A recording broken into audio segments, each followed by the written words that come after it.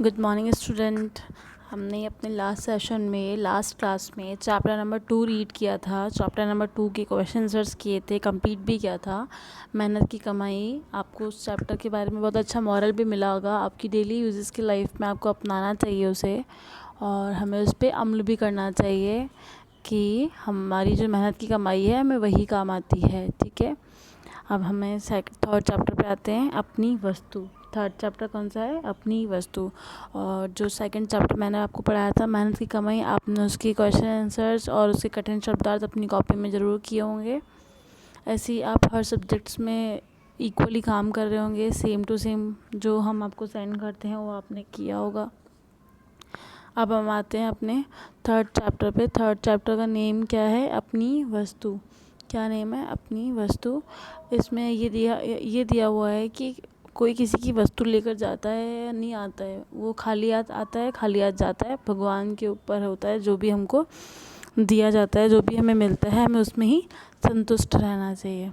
ठीक है, तो अभी देखो क्या है चैप्टर नंबर 3, अपनी वस्तु। आओ रीड करते हैं इसे। ठीक है, क्या लिखा है? फर्स्ट वाले पैराग्राफ में लिखा है, एक महात्मा जी कहीं जा रहे थे। एक महात्मा थे, मतलब देखो यहाँ क्या लिखा हुआ है? साधु संत। महात्मा का मतलब साधु या संत। ठीक है, कहीं जा रहे थे।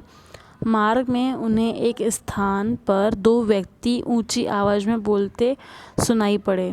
ऊंची आवाज़ मतलब ज़ोर से बोलते हुए सुनाई पड़े। ठीक है, दोनों ही हाथों में लठ लिए एक दूसरे के प्राण लेने के को उदायत दिख रहे थे।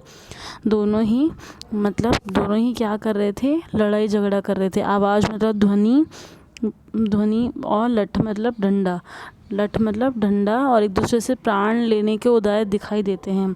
उदायत का मतलब होता है तैयार।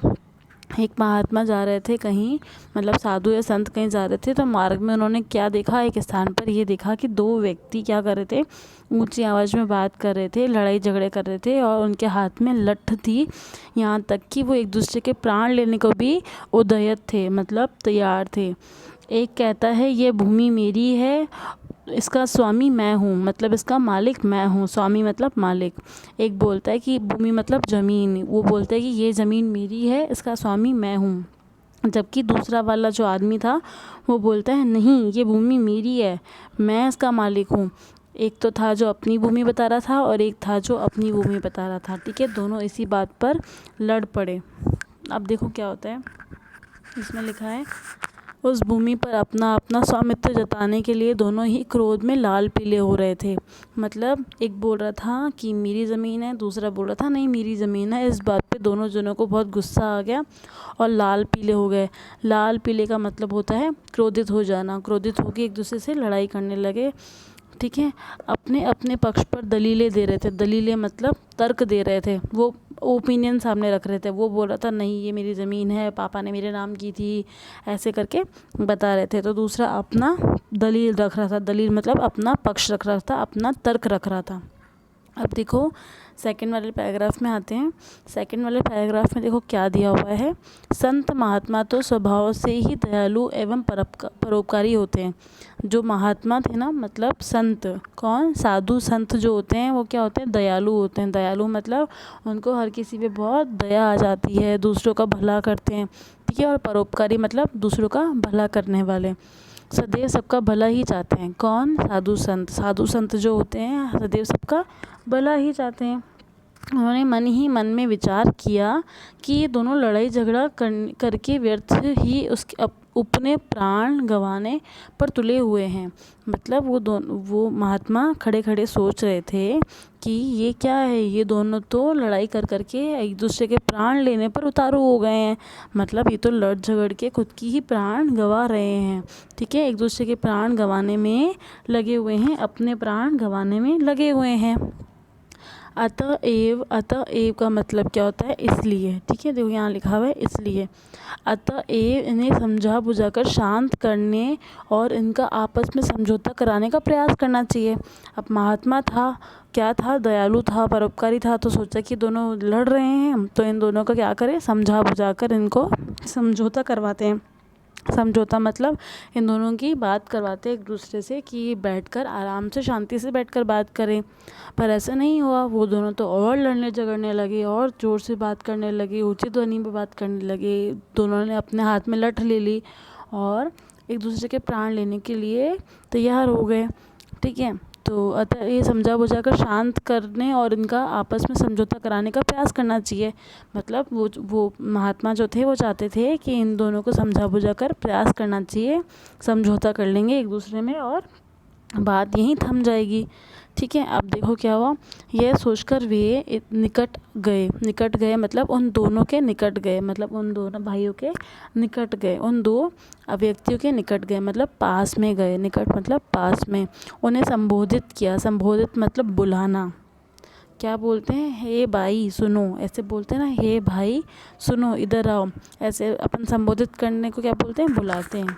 ठीक है, क्या संबोधित किया, जैसे मोदी जी संबोधित करते हैं ना, अभी लॉकडाउन में कितनी बार मोदी जी ने संबोधित किया। अपन लोगों को क्या बता रहे थे, मेरे प्यारे देशवासियों, ऐसे करके क्या कर रहे थे, संबोधित कर रहे थे। तो ऐसे ही महात्मा जो है उन दो व्यक्तियों को क्या कर रहे थे, संबोधित कर रहे थे। उन्होंने संबोधित करते हुए क्या बोला, हे भद्र पुरुषों, भद्र पुरुषों मतलब सज्जन, मतलब अच्छे इंसान, सज्जन, सज्जन मतलब अच्छे जन, सज्जन अच्छे जन। ठीक है, उन्होंने क्या बोला, हे भद्र पुरुषों मतलब भद्र मतलब सज्जन और पुरुषों मतलब व्यक्ति।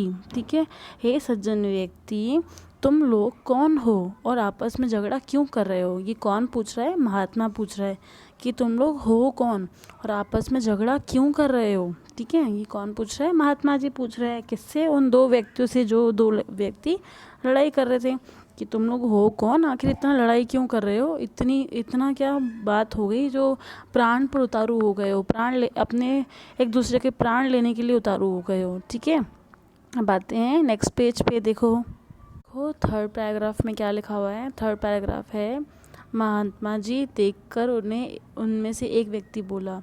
महात्मा जी को देखकर दोनों व्यक्तियों में से एक व्यक्ति बोल पड़ा। क्या बोला, महात्म। महात्म का मतलब क्या होता है, मतलब महात्मा। ठीक है, साधु संत, संत बोला महात्मन, हम दोनों भाई हैं। उनमें से एक लड़का क्या बोला, एक व्यक्ति जो था उसने क्या बोला कि हम दोनों कौन हैं, हम दोनों भाई हैं। किसको बता रहे हैं, वो महात्मा को बता रहे हैं कि हम दोनों कौन हैं, हम दोनों भाई हैं। हमारे पिता ने मरते समय अपनी संपत्ति का जो बंटवारा किया था, हमारे पिता जो थे उनकी डेथ हो गई थी, मतलब इन दो व्यक्तियों की जो पिताजी थे उनकी डेथ हो गई थी।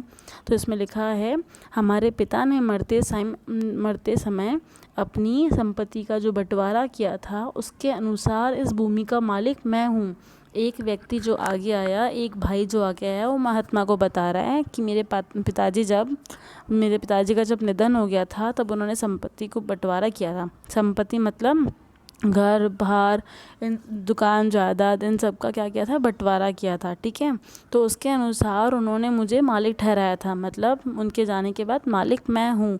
उसके अनुसार इस भूमि का मालिक कौन हूँ, भूमि मतलब इस मकान का मालिक कौन है, मैं हूँ, एक व्यक्ति बोलता है। ठीक है, फिर भी ये व्यर्थ ही झगड़ा कर रहा है, मतलब वो अपने भाई के लिए बोल रहा है कि पिताजी ने मेरे नाम कर दिया था, फिर भी मेरा भाई फालतू में ही मुझसे झगड़ा कर रहा है, व्यर्थ में ही झगड़ा कर रहा है। तो दूसरा व्यक्ति भी तत्काल चिल्ला उठा। दूसरा व्यक्ति मतलब दूसरा भाई तत्काल चिल्ला उठा। तत्काल का मतलब तुरंत। ठीक है, तुरंत चिल्ला उठा, महाराज ये बिल्कुल झूठ बोल रहा है। अब जो दूसरा वाला व्यक्ति था ना, वो बोलता है, महाराज ये बिल्कुल झूठ बोल रहा है, यह भूमि इसके भाग में नहीं बल्कि मेरे भाग में आती है। अब वो दूसरा वाला बोल रहा है कि नहीं, पिताजी ने मरते टाइम मेरे नाम पे कर दी थी संपत्ति, ज़मीन जायदाद। तो ये क्या बोल रहा है, झूठ बोल रहा है। ठीक है, वो बोल रहा है इसका असली मालिक मैं हूँ। ठीक है, तो पहला वाला बोलता है इसका असली मालिक मैं हूँ, दूसरा वाला बोलता है इसका असली मालिक मैं हूँ। दोनों जने महात्मा को अपना अपना नाम बता रहे हैं असली मालिक में। ठीक है, संपत्ति के बंटवारे में। तो यह झूठ मूठ ही इसे अपनी बतलाकर मुझे डरा धमकाकर इसे हड़पना चाहता है। अब जो पहला वाला भाई है ना, वो बोलता है कि ये फालतू में झूठ मूठ में मुझसे झगड़ा कर रहा है, व्यर्थ में झगड़ा कर रहा है, और अपनी भूमि मतलब भूमि को अपना बतला रहा है कि ये भूमि मेरी है। क्या बता रहा है कि ये भूमि मेरी है, ये ज़मीन मेरी है, और मुझे डरा धमका कर क्या कर रहा है, ऐसे हड़पना चाहता है। हड़पना मतलब इस ज़मीन को ले लेना चाहता है। ठीक है, तो अब देखो 4th वाले पैराग्राफ में महात्मा जी क्या करते हैं। ठीक है, अब देखो बेटा, अब क्या हो रहा है। महात्मा जी ने शांत भाव से फरमाया। महात्मा जी बिल्कुल शांति से बोले, तुम दोनों ही इस भूमि को अपना कहते हो, अपने अपने पक्ष में दलीलें देते हो। दलीलें का मतलब पहले बताया था ना मैंने, तर्क देना, अपना ओपिनियन देना, अपनी बात को सामने रखना, अपना पक्ष देना। ठीक है, तो इसमें क्या बोल रहे हैं महात्मा जी ने शांत भाव से फरमाया, तुम दोनों ही इस भूमि को अपना कहते हो, अपने अपने पक्ष में दलीलें देते हो। ऐसे तो उसका निर्णय कभी नहीं हो पाएगा। इसलिए अच्छा यही रहेगा कि जिस भूमि के लिए तुम दोनों मरने मारने को उतारू हो गए हो, एक दूसरे को मरने मारने के लिए उतारू हो गए हो, उसी से बात पूछ लो कि इसका असली मालिक तुम दोनों में से कौन है। यह स्वयं ही इस बात का निर्णय कर देगी। ठीक है, अब वो महात्मा बोल रहे हैं कि तुम तो एक दूसरे के प्राण लेने के लिए तैयार हो गए हो, इस भूमि से ही पूछ लो। अब क्या बोल रहे हैं महात्मा जी कि इस भूमि से ही पूछ लो कि वो किसको अपनाना चाहती है, वो किसको चाहती है, कि कौन मालिक हो। इनसे ही पूछ लो कि तुम दोनों में से इस भूमि का मालिक कौन है। ठीक है, वह स्वयं ही इस बात का निर्णय कर देगी, मतलब भूमि ही बता देगी। जिस भूमि के लिए तुम लड़ाई कर रहे हो, जिस ज़मीन जायदाद के लिए तुम लड़ाई कर रहे हो, तुम्हें वही बता देगी इसका असली मालिक कौन है। कुछ पल तक दोनों महात्मा जी के मुख की ओर ताकते रहे। कुछ पल तक मतलब कुछ क्षण तक, कुछ देर तक जो दोनों व्यक्ति थे, जो दोनों भाई थे, वो क्या करते रहे, महाराज जी के फेस की तरफ, चेहरे की तरफ देखते रहे, ताकते रहे, मतलब एक की नज़र से एक ही टिक देखते रहे। किसको? महाराज जी को। फिर बोले, किंतु यह कैसे संभव है महाराज, भूमि भी कभी बोलती है क्या? अब दोनों भाई बोले कि ये कैसे पॉसिबल हो सकता है महाराज, भूमि भी कभी बोलती है क्या? भूमि के अंदर से कभी आवाज़ आती है क्या? भूमि बोलती है कि ये मेरी ये इस पे तेरा हक है, ये इस पे तेरा हक है? नहीं बोलती है ना। तो वो दोनों महाराज जी को बोलने लगे। ठीक है, अब महाराज जी ने उत्तर दिया, हाँ अवश्य बोलती है, परंतु उसकी आवाज़ तुम लोग नहीं सुन सकते। किंतु यह बताओ कि ये भूमि जो भी निर्णय देगी, क्या तुम दोनों उसको मान्य होगा?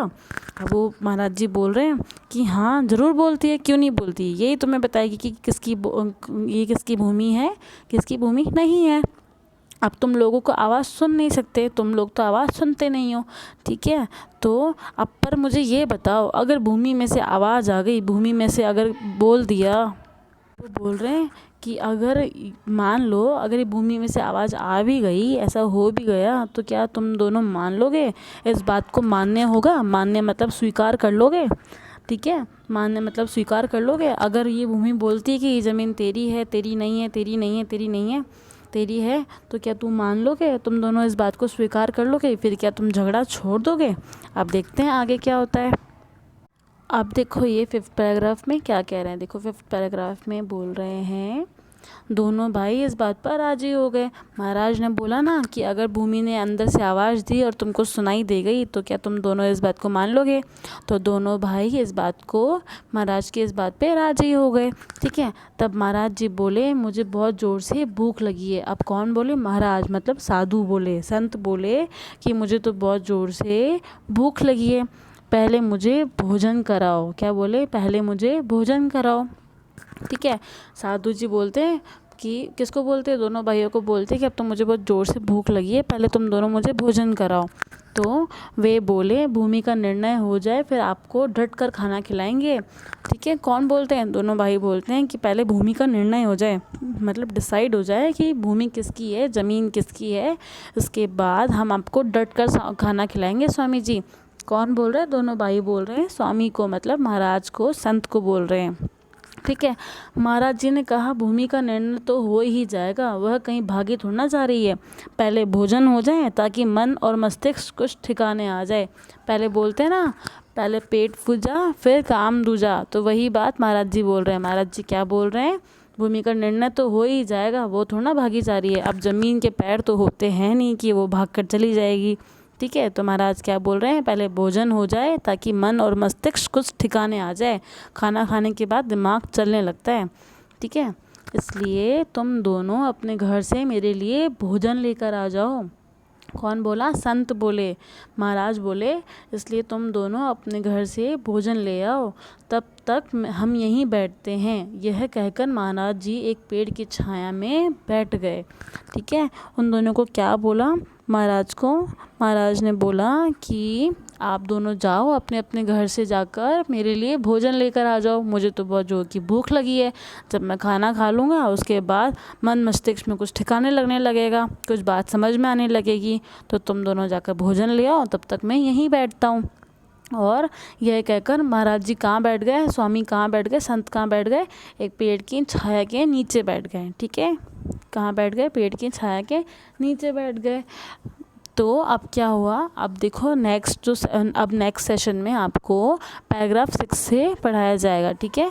आज की क्लास में आपको हाफ चैप्टर पढ़ाया गया है, आपको फिर से रिवाइज करना और उसके जो कठिन शब्दार्थ हैं आपको अपनी कॉपी में करने हैं, हिंदी फर्स्ट की कॉपी में करने हैं, ठीक है। और आई होप सो कि आप सब इक्वल चल रहे हों। अब आपको थर्ड लेसन स्टार्ट हो गया है, उसका भी हाफ चैप्टर हो गया है। अब हाफ चैप्टर हम अपने नेक्स्ट पार्ट में पढ़ेंगे, नेक्स्ट सेशन में पढ़ेंगे, ठीक है। Thank you student.